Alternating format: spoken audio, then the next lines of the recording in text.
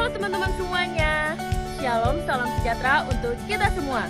Perkenalkan, nama saya Juliana Teva, saya kelas 9A, saya bersekolah di SMP Katolik Villanova, Manokwari. Jadi, pada hari ini saya akan meresensi satu cerita menarik yang berjudul Putri Rincing Manis. Buku ini ditulis oleh Susti Nunik, penerbit Kantor Bahasa Lampung, diterbitkan pada tahun 2018. Nah, buku ini memiliki jumlah halaman, yaitu 62 halaman. Petualangan putri kecil menyelamatkan negeri Mutaralam. Wah, dari judul resensinya aja udah bisa ketebak nih bahwa cerita ini tuh tentang cerita petualangan.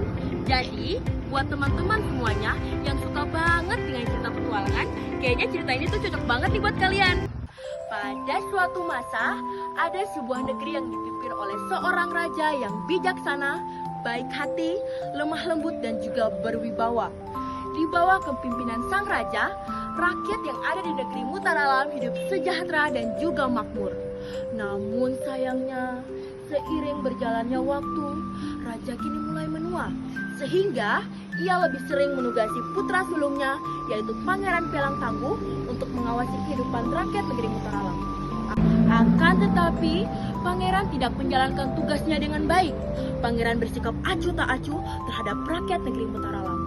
Rakyat negeri Mutaralam yang dulunya rajin menggarap sawah dan kebun, kini menjadi bermalas-malasan.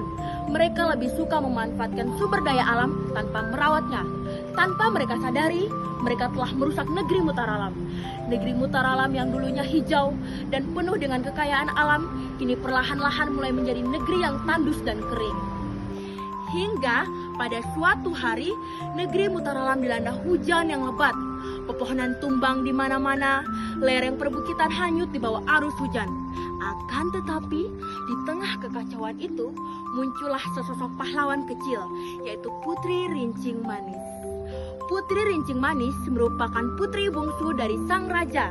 Putri rela mengorbankan dirinya demi menyelamatkan negeri Mutaralam. Akhirnya, setelah penuh perjuangan dan lika-liku petualangan, Putri kini berhasil menyelamatkan negeri Mutaralam dan berhasil menyelamatkan keluarganya. Demikian dari cerita resensi. Cerita yang diangkat memiliki makna petualangan, persahabatan, persaudaraan, dan juga perjuangan yang tinggi. Tetapi semuanya itu tidak kalah luput dari tokoh utama, yaitu tokoh Putri Rincing Manis yang memiliki sifat berani.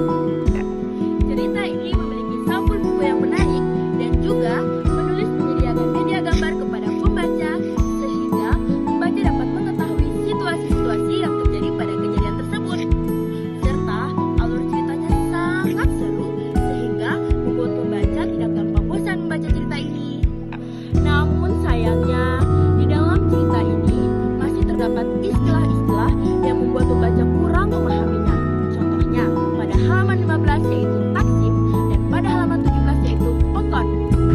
Setelah saya selesai membaca cerita Putri Rincing Manis ini, seketika saya tersadar bahwa kita tidak boleh bermalas-malasan. Dan juga ketika kita sudah dikasih tanggung jawab oleh siapapun itu, sekecil apapun itu, kita harus dapat menjalankannya dengan baik. Cerita ini sangat cocok dibaca oleh anak-anak hingga kaum remaja. Karena sebagai hiburan semata, cerita ini juga mengandung pesan moral dan motivasi yang ingin disampaikan untuk seluruh anak Indonesia agar mengobarkan jiwa semangat dan semangat perjuangan. Pergi ke pasar membeli itik, pulang malam kehujanan. Buku ini sangatlah baik, layak dibaca menjadi tuntunan. Salam literasi dari semuanya.